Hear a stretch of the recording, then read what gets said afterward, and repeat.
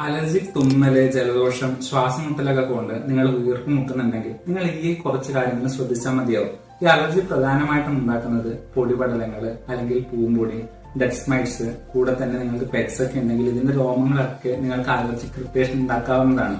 നിങ്ങൾ ശ്രദ്ധിക്കേണ്ട കാര്യം, വീടൊക്കെ വൃത്തിയാക്കുമ്പോൾ മാസ്ക് ധരിക്കാൻ വേണ്ടി ശ്രമിക്കുക. കൂടെ തന്നെ ആഴ്ചയിൽ ഒരിക്കലെങ്കിലും നമ്മുടെ പില്ലോ കവർ, ബെഡ്ഷീറ്റ്, കർട്ടൻ എന്നിവയൊക്കെ ചൂടുവെള്ളത്തിലിട്ട് കഴുകാനും വെയിലത്തിട്ട് ഉണക്കാൻ വേണ്ടി ശ്രമിക്കുക. നിങ്ങൾ പുറത്തൊക്കെ പോയിട്ട് വീട്ടിലേക്ക് വരുമ്പോൾ നിങ്ങളുടെ ശരീരത്തിൽ പലതരത്തിലുള്ള പൊടിപടലങ്ങൾ അല്ലെങ്കിൽ പലതരത്തിലുള്ള അലർജിക് ഇറിറ്റൻസ് ശരീരത്തിൽ ഉണ്ടാകാൻ ചാൻസ് ഉണ്ട്.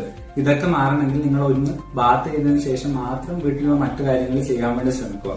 കൂടെ തന്നെ നിങ്ങൾ വൈറ്റമിൻ സി റിച്ച് ആയിട്ടുള്ള ഭക്ഷണ സാധനങ്ങൾ നിങ്ങളുടെ ഡയറ്റിൽ ആഡ് ചെയ്യുക. ഇതൊക്കെ ശ്രദ്ധിച്ചിട്ടും നിങ്ങൾക്ക് അലർജി കുറയുന്നില്ലെങ്കിൽ നിങ്ങൾ ഒരു ഡോക്ടറെ കൺസൾട്ട് ചെയ്തിട്ട് പ്രോപ്പറായിട്ട് ട്രീറ്റ്മെന്റ് എടുക്കേണ്ടത് വളരെ അത്യാവശ്യമുള്ള കാര്യമാണ്. അല്ലെങ്കിൽ ഇത് സിവിയർ ഫോമിലേക്കും ആസ്മ പോലുള്ള കണ്ടീഷനിലേക്ക് എത്താനുള്ള ചാൻസും വളരെ കൂടുതലായിരിക്കും. So keep safe and healthy.